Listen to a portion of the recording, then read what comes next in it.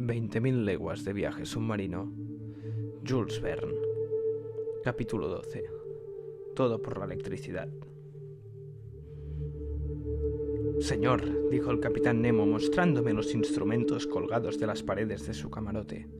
He aquí los aparatos exigidos por la navegación del Nautilus. Al igual que en el salón, los tengo aquí bajo mis ojos, indicándome mi situación y mi dirección exactas en medio del océano.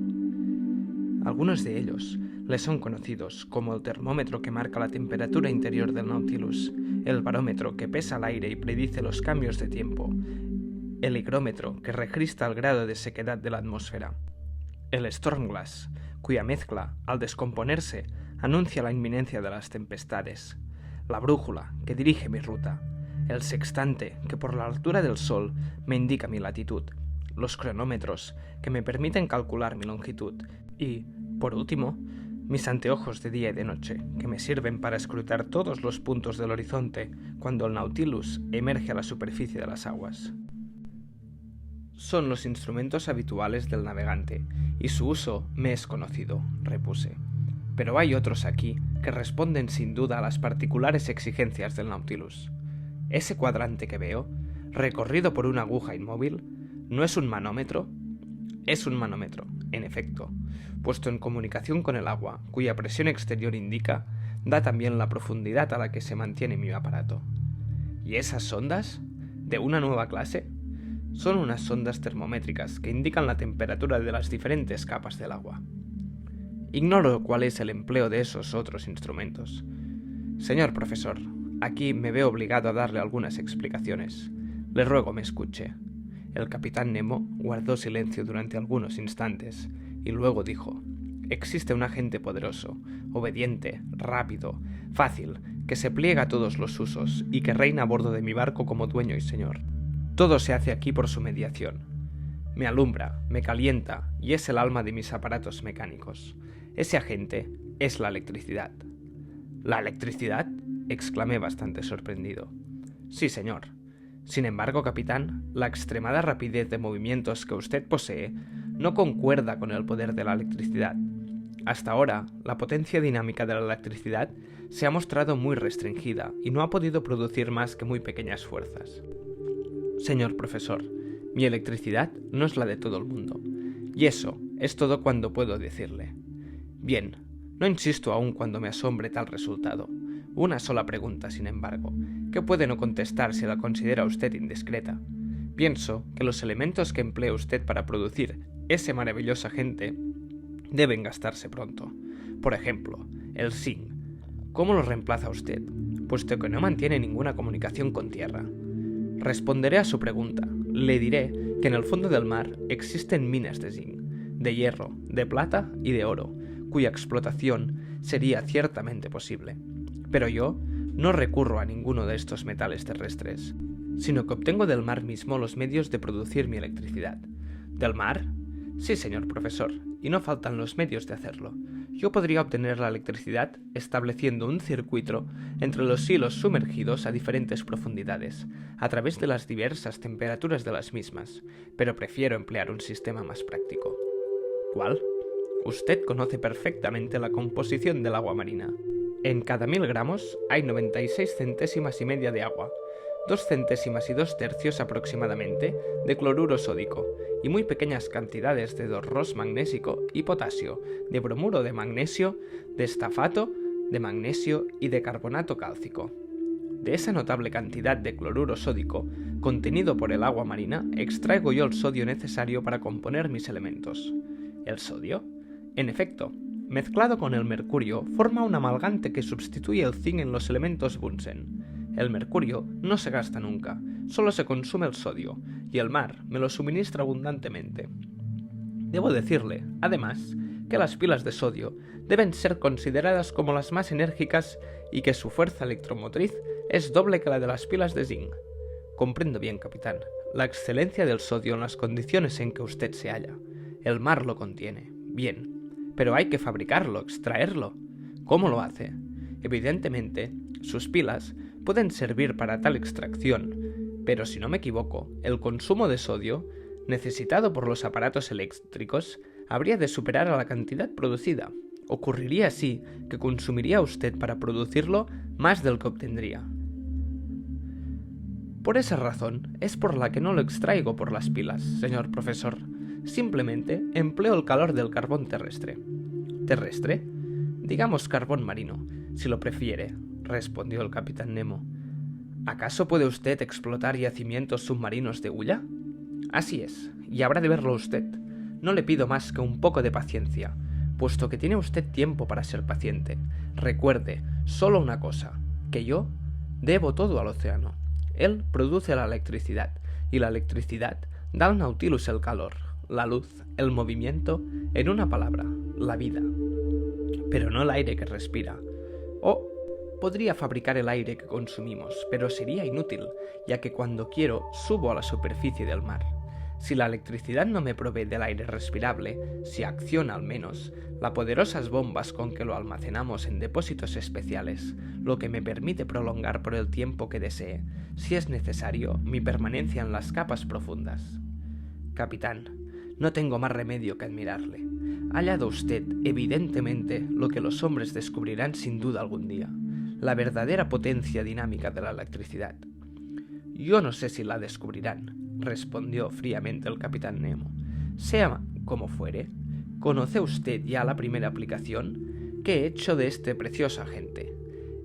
Es él el que nos ilumina con una igualdad y una continuidad que no tiene la luz del sol. Mire ese reloj, es eléctrico y funciona con una regularidad que desafía la de los mejores cronómetros. Lo he dividido en 24 horas, como los relojes italianos, pues para mí no existe ni noche ni día, ni sol ni luna, sino únicamente esta luz artificial que llevo hasta el fondo de los mares. Mire, en este momento son las 10 de la mañana. En efecto, aquí tiene otra aplicación de la electricidad, en ese cuadrante que sirve para indicar la velocidad del Nautilus. Un hilo eléctrico lo pone en comunicación con la hélice de la corredera, y su aguja me indica la marcha real del barco. Fíjese, en estos momentos navegamos a una velocidad moderada, a 15 millas por hora.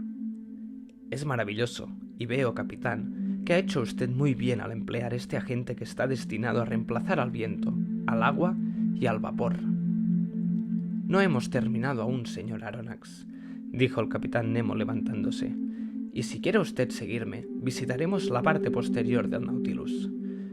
En efecto, conocía ya toda la parte interior del barco submarino, cuya división exacta, del centro al espolón de proa, era la siguiente.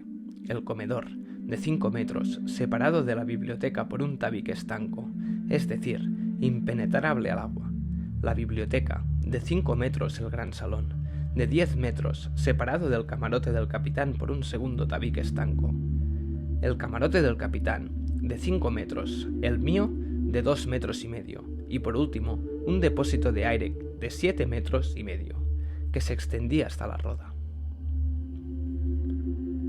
El conjunto daba una longitud total de 35 metros. Los tabiques estancos tenían unas puertas que se cerraban herméticamente por medio de obturadores de caucho, y ellas garantizaban la seguridad a bordo del Nautilus, en el caso de que se declarara una vía de agua. Seguí al capitán Nemo a lo largo de los corredores y llegamos al centro del navío. Allí había una especie de pozo que se abría entre los tabiques estancos. Una escala de hierro, fijada a la pared, conducía a su extremidad superior. Pregunté al capitán Nemo cuál era el uso de aquella escala. «Conduce al bote», respondió. «¿Cómo? ¿Tiene usted un bote?», preguntó asombrado. «Así es, una excelente embarcación, ligera e insumergible, que nos sirve para pasearnos y para pescar. Pero entonces, cuando quiera embarcarse en él, estará obligado a volver a la superficie del mar, ¿no?». «No. El bote está adherido a la parte superior del casco del Nautilus, alojado en una cavidad dispuesta en él para recibirlo. Tiene puente, está absolutamente impermeabilizado y se halla retenido por sólidos pernos. Esta escala conduce a una abertura practicada en el casco del Nautilus, que comunica con otra similar en el costado del bote. Por esa doble abertura es por la que me introduzco en la embarcación. Se cierra la del Nautilus, cierro yo la del bote por medio de tornillos a presión, largo los pernos y entonces el bote sube con una prodigiosa rapidez a la superficie del mar. Luego abro la escotilla del puente, cuidadosamente cerrada hasta entonces, pongo el mástil, izo la vela o cojo los remos y estoy listo para pasearme. Pero, ¿cómo regresa usted a bordo? No soy yo el que regresa, señor Aronnax, sino el Nautilus. ¿A una orden suya? Así es, porque unido al Nautilus por un cable eléctrico, me basta expedir por él un telegrama. Bien, dije maravillado, nada más sencillo en efecto. Tras haber pasado el hueco de la escalera que conducía a la plataforma, vi un camarote de unos 2 metros de longitud, en el que Conseil y Ned Land se hallaban todavía comiendo con visible apetito y satisfacción. Abrimos una puerta y nos hallamos en la cocina de unos 3 metros de longitud, situada entre las amplias despensas de a bordo. Allí era la electricidad, más enérgica y más obediente que el mismo gas, lo que hacía posible la preparación de las comidas. Los cables que llegaban a los fogones comunicaban a las hornillas del platino un calor de regular distribución y mantenimiento. La electricidad calentaba también unos aparatos destiladores que por medio de la evaporación suministraban una excelente agua potable. Cerca de la cocina había un cuarto de baño muy bien instalado, cuyos grifos proveían de agua fría o caliente a voluntad.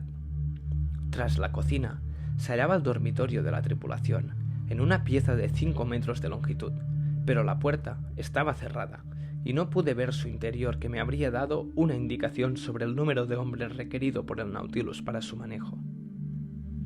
Al fondo había un tabique estanco que separaba el dormitorio del cuarto de máquinas. Se abrió una puerta y me introduje allí, donde el capitán Nemo, un ingeniero de primer orden con toda seguridad, había instalado sus aparatos de locomoción.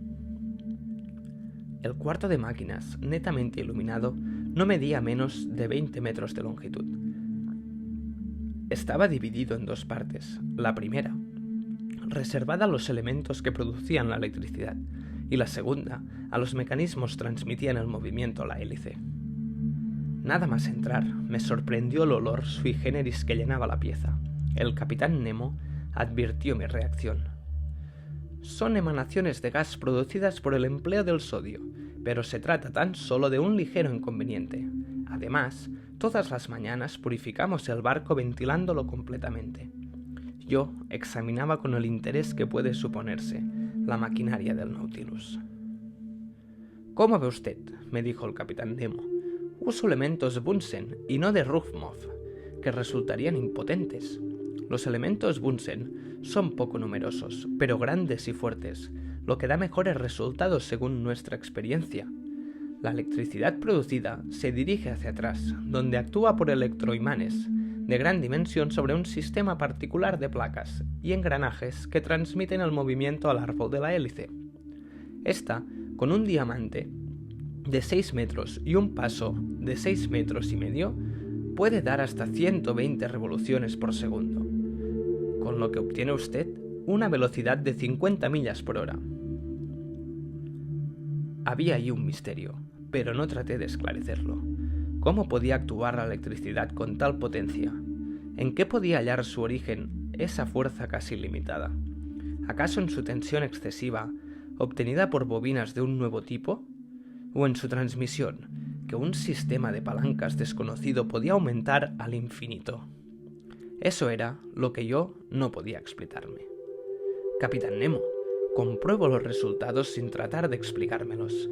He visto al Nautilus maniobrar ante el Abraham Lincoln y sé a qué atenerme acerca de su velocidad. Pero no basta moverse. Hay que saber a dónde se va. Hay que poder dirigirse a la derecha o a la izquierda, hacia arriba o hacia abajo. ¿Cómo hace usted para alcanzar las grandes profundidades en las que debe hallar una resistente creciente? ¿Evaluaba en centenares de atmósferas? ¿Cómo hace para subir a la superficie del océano? Y por último, ¿cómo puede mantenerse en el lugar que lo convenga? ¿Soy indiscreto al formularle tales preguntas? En modo alguno, señor profesor, me respondió el capitán tras una ligera vacilación. Yo, que nunca saldrá usted de este barco submarino. Venga usted al salón, que es nuestro verdadero gabinete de trabajo, y allí sabrá todo lo que debe conocer sobre el Nautilus.